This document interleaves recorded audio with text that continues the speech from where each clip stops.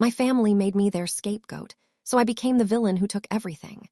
For years, they used me for my money and treated me like an outcast, sure I was too weak to ever fight back. They had no idea I was secretly gathering evidence of their crimes, preparing to unleash a storm that would tear their world apart. It all came to a head the day my own father broke into my safe and stole $28,000.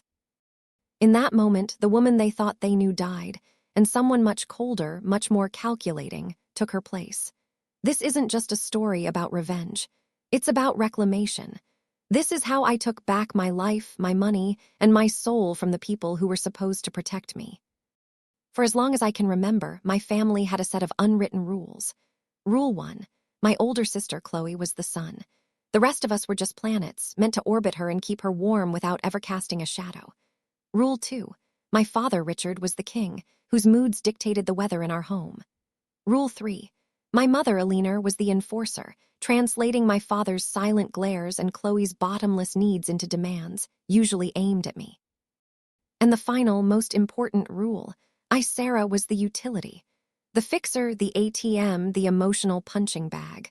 My job was to be reliable, stable, and above all, available. When we were kids, it was subtle. Chloe would accidentally break a vase, and I'd get yelled at for leaving it on the table. She'd get a C on her report card, and the family meeting would be about how I, the straight-A student, wasn't helping her enough. They called me the responsible one, which in my family's language really meant I was responsible for everyone else's mistakes. As we got older, this dynamic didn't just continue. It got worse, spreading like a cancer. I put myself through college on scholarships and 2 jobs. I got a good job in finance and through sheer grit became successful. I was good at building things, good at making something solid and real. My life was a fortress I'd built myself, brick by painful brick. Chloe, on the other hand, just drifted. She was an artist, then an influencer, then an entrepreneur. Each new personality was more expensive than the last, and the money always came from the same place, me. It was never a direct ask, of course. That would be too obvious. Instead, the family propaganda machine would start spinning. My mother would call, her voice dripping with fake anxiety. "Oh, Sarah, we're so worried. The property taxes are due." Or, "Chloe's new business has so much potential, she just needs a little boost." It's a shame to see her struggle. The requests were always framed as helping my parents. "Can you help us out, just until Richard's next big contract comes in?" And like the good daughter I was programmed to be, I'd send the money. $5,000 for a roof repair, $10,000 for a medical bill. I thought I was buying their love, or at least buying peace. Now I know I was just funding their golden child's lifestyle while they lived off my generosity. It wasn't just financial. It was emotional, a slow-drip poison. A few years ago, for my father's birthday, my 2 kids, then 6 and 8, baked him a lopsided, overly frosted chocolate cake. They were beaming with pride. We walked in and my mother looked at their creation and sighed. "Oh, that's sweet, dear," she said before pointing to a perfect store-bought cheesecake. "But look what Chloe brought. She knows what your father really loves." My kid's cake was pushed to a side table and nobody touched it. When I tried to cut a slice for my son, my mother hissed, "Don't make a scene, Sarah. You know how sensitive Chloe is." The look on my son's face is burned into my memory. That's when I realized the poison wasn't just for me anymore. It was starting to infect my children. To them, I was the boring one. My stable job, my quiet life, my 2 amazing kids, it was all proof of a life half-lived compared to Chloe's exciting journey of finding herself. "It's good you have such a secure job, Sarah," my father would say. "Not everyone is brave enough to take risks like your sister." The message was always clear. I was the workhorse, sturdy and reliable, while Chloe was the racehorse, meant for glamour and applause. I lived in this fog for years, simmering with resentment but buried under a sense of duty. I told myself this is just what families do. You show up, you help out, you bite your tongue. I thought my value was in how much I could give. I'd built a fortress, but I kept handing them the key, letting them walk in and take whatever they wanted. I thought it was the price of admission. I didn't realize I was paying for the whole damn circus, and the final act was about to begin. Things didn't just fall apart, they exploded. It happened on a Tuesday. I had recently exercised some stock options from my company, the result of a decade of my life's work. I had a meticulous plan for it, all long-term investments for my kids' futures. but for a few days I had to hold a portion of it, $28,000 in cash. I kept it in a large, fireproof safe in my home office. I was the only one who knew the combination, or so I thought. A few days earlier, my father had called with a typical request. "Sarah, I need to borrow your heavy-duty ladder. Mine's busted." He said he'd swing by while I was at work, and like an idiot, I told him where the spare key was. I didn't think twice. That Tuesday evening, I went to my office to handle the investment transfer. I spun the dial on the safe, and the heavy door swung open. The envelope was gone. My first feeling wasn't anger. It was a cold, hollowing dread. My heart started hammering as I frantically searched the safe, then the office. Nothing. I wondered if it was a break-in, but nothing else was touched. The laptop, the TV, my jewelry, all there. Then the sick feeling started to creep in. The ladder, the spare key, my father. My hand was shaking as I pulled up the feed from the small security camera in my office. I fast-forwarded through the day. And there he was, mid-afternoon, crystal clear. My father, Richard, walked straight into my office. He didn't look around. He went right to the safe, trying a few combinations. Then he pulled a small electronic device from his pocket, a professional-looking tool you could probably buy online if you knew what to search for. Within minutes, the door was open. He reached in, took the envelope, and tucked it into his jacket. This wasn't a crime of opportunity. It was premeditated. I couldn't breathe. The image of my own father, my dad, systematically robbing me, played on a loop in my head. I numbly picked up the phone and dialed my parents. My mother answered. "Mom," I said, my voice dangerously calm. "I need to speak to Dad." "He's busy, dear. What is it?" "He needs to come to the phone. Now." A pause, then my father's gruff voice. "What's the problem, Sarah?" "The money is gone," I said. "The $28,000 from my safe." Silence, then a masterful performance of outrage. "What are you talking about? Are you accusing me?" "I have you on camera, Dad," I said, the words tasting like poison. "I have you on camera breaking into my safe and taking it." The line went dead quiet. I could hear his breathing and my mother whispering frantically in the background. Then she came on the line, her voice no longer soft, but sharp as glass. "Sarah, you need to calm down. Your father was just helping." "Helping? He stole $28,000 from me." And then she said the words that shattered every last illusion of family I had, the words that became my fuel. "I gave it to your sister," she said, her voice dripping with a bizarre mix of righteousness and disgust. "Her new wellness brand needs a real launch, not the little handouts you give. Her dream is more important than your stockpile. You have enough. Chloe needs this. It's for the family." It's for the family. Her dream is more important. The world tilted. In that single moment, I saw it all with horrifying clarity. I wasn't their daughter. I was a resource to be plundered. My success wasn't a source of pride. It was just a deposit into an account they felt entitled to. I didn't scream. I didn't cry. A strange, glacial calm washed over me. "I see," I said, my voice completely empty. "Thank you for clarifying." I hung up the phone. I stood in my silent office, the video of my father's betrayal still playing on the screen. And with each loop, a layer of me peeled away. The good daughter, the forgiving sister, the peacemaker. It all burned off, leaving something hard and unforgiving behind. They had made me the scapegoat. Fine, but they had just handed the scapegoat a sword. That night I didn't sleep. The rage I expected never came. It was replaced by something far more powerful, purpose. The fog of family duty had finally lifted. They had never really seen me, just a reflection of their own needs.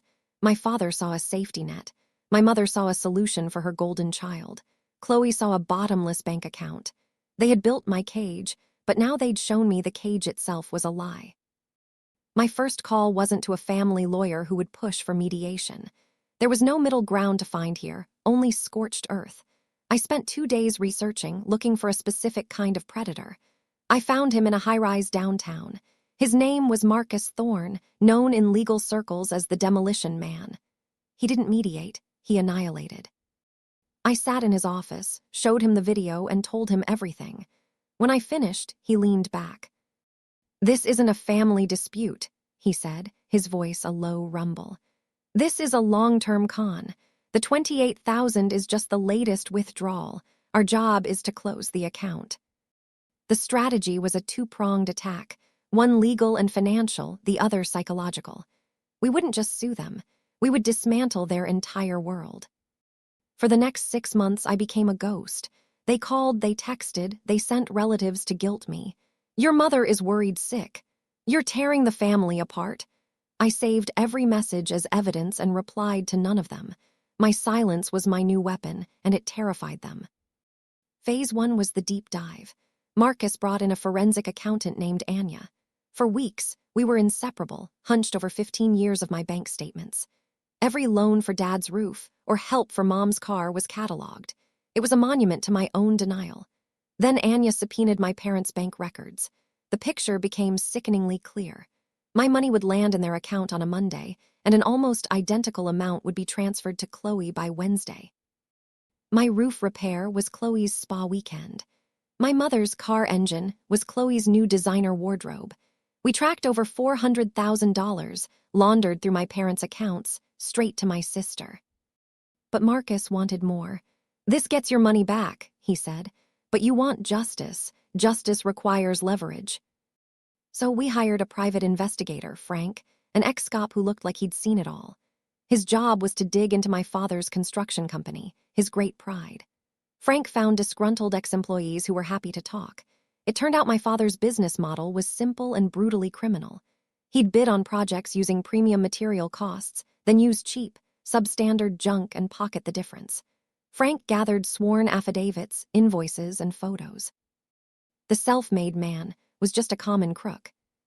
While Frank dug for dirt, I set my own trap. I let it slip to a gossipy cousin that I was considering a major angel investment in a hot new tech startup. The bait was taken immediately. Within a week, my mother called, her voice syrupy sweet, pitching Chloe's new app idea. Then my father called. Sarah, we want to make things right. We'd like to invest in Chloe's venture as a family. If you could just loan us $60,000.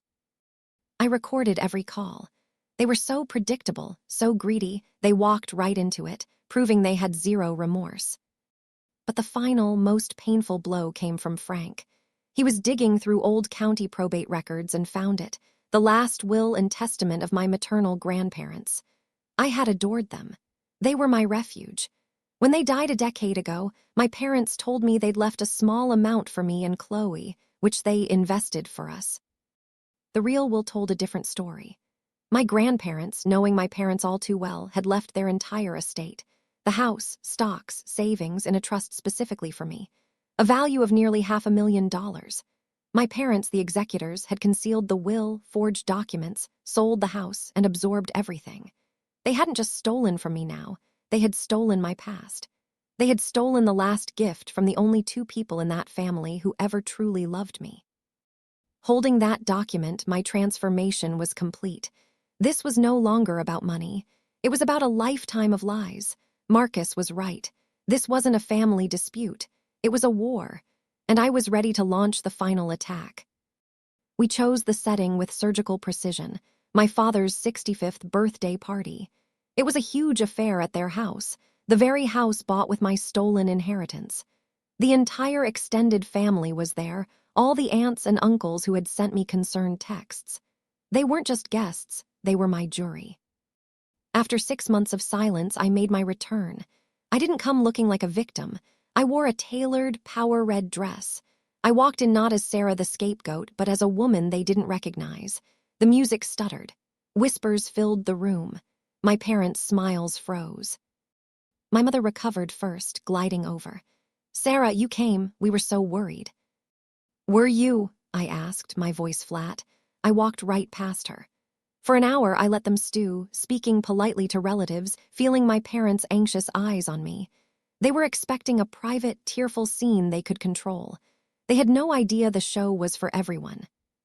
Finally, as they brought out the cake, my father tapped a glass for a speech.